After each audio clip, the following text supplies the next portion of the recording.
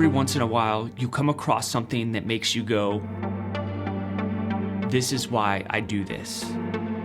It could be a piece of gear, a camera, or in this case, a lens.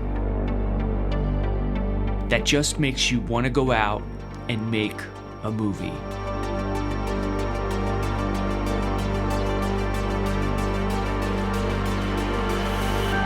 There's been a few times that I hit those high marks. It's one of my favorite things about this craft. When you take your footage into post and go, oh wow.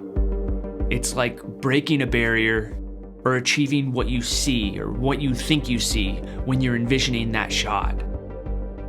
Goosebumps, hair sticking up, chills, and it's not even for anything other than just some client.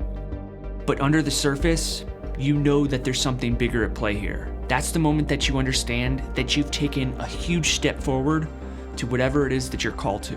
Hold on to those moments and don't forget them, because that progression is the essence of what it means to grow. I've got something here, and I want to share it with the world today on the Film Alliance.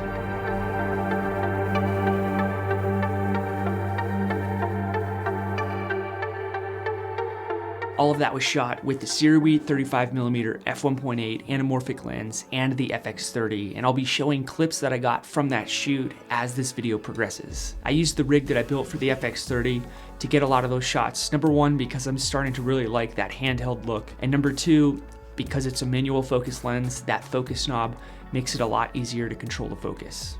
I'll leave a link in the description on how I built that rig and how I believe when the FX30 is paired with this anamorphic lens, it's the perfect setup for any filmmaker. This is not a paid review, but Sirui did send me this lens and asked me to make a review video about it, but they didn't tell me what to say or give me any talking points. In fact, they're not even watching this video before I post it, so all of these thoughts are my own.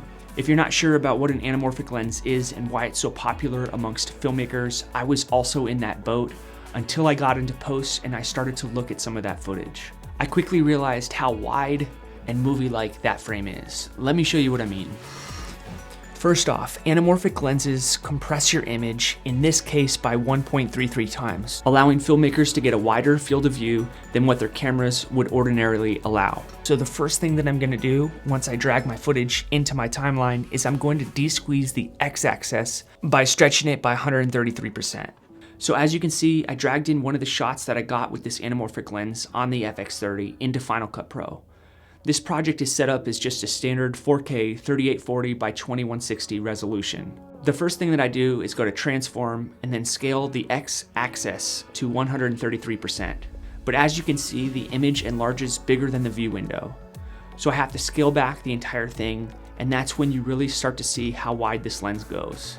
I prefer not to have those black bars on the top and bottom, so I changed the resolution of my project to 3840 by 1630, so that 133% de-squeeze fits perfectly on the project. I actually had no idea how this footage was going to turn out. Because of time constraints, I didn't have a lot of time to test out this lens before that shoot, which made me a little nervous about going out and doing all that filming and then coming home and finding out that I didn't do something right.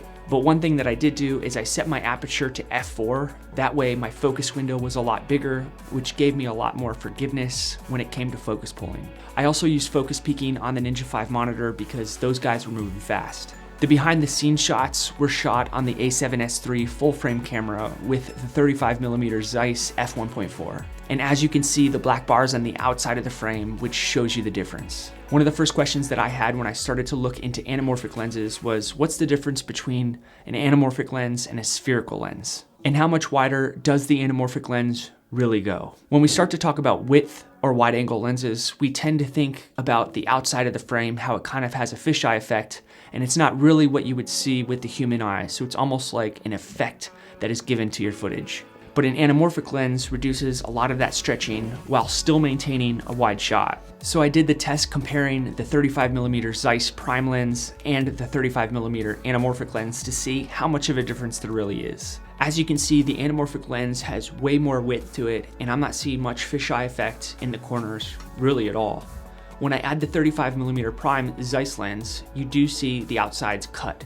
And if I was to scale that in so it would fit inside the project window, it would look like this. Also, look at the colors coming out of the anamorphic lens compared to the Zeiss lens. There seems to be a blue hue to the anamorphic lens and a green hue to the Sony lens. Just something to point out. Anamorphic lenses are so popular amongst filmmakers because of those light streaks that you get on the lens itself. And if you keep your eye open, you'll see that exact type of lens flare in movies. But I was more interested in the wide shot that I was getting and how that really made all the footage look way more cinematic.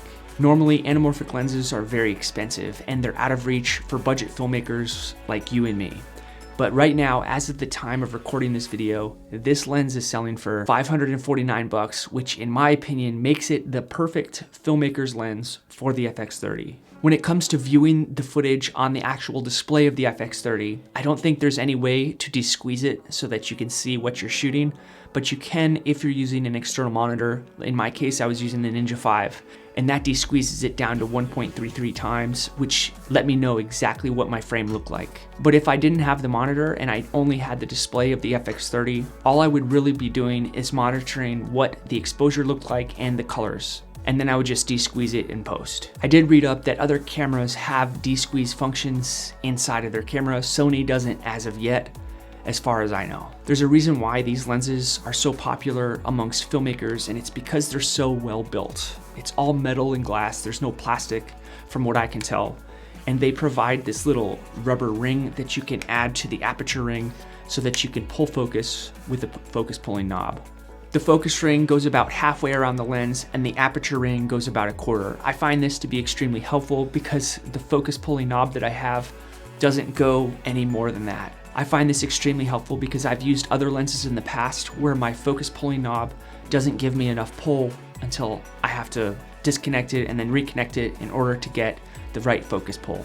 The image combination between the FX30 and this lens speaks for itself. It's super sharp and I love the colors coming out of it. I shot everything in S-Log3 and I kept my ISO set at 800, which is the dual base ISO, the lower one, because there was a lot of light out there.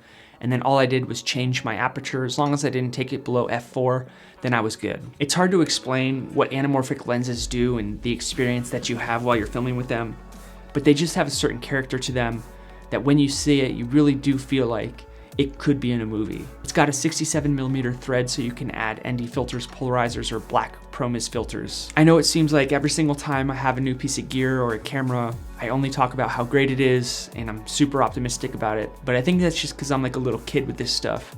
I get super excited about it, and although everything has its negatives, I just like to point out the positives. I haven't found any negatives with this lens, maybe that the focus distance is a little bit too close to the lens, but I feel like you can't really do anything about that because it is an anamorphic lens. So that footage that you saw is just the first of many shoots that I'm gonna do with this setup, and I wanted to share it with you guys in case you're interested in picking up an anamorphic lens for your FX30 or whatever APS-C camera that you have. I'm Joe with the Film Alliance. Thanks for watching this video, and until the next one, see ya.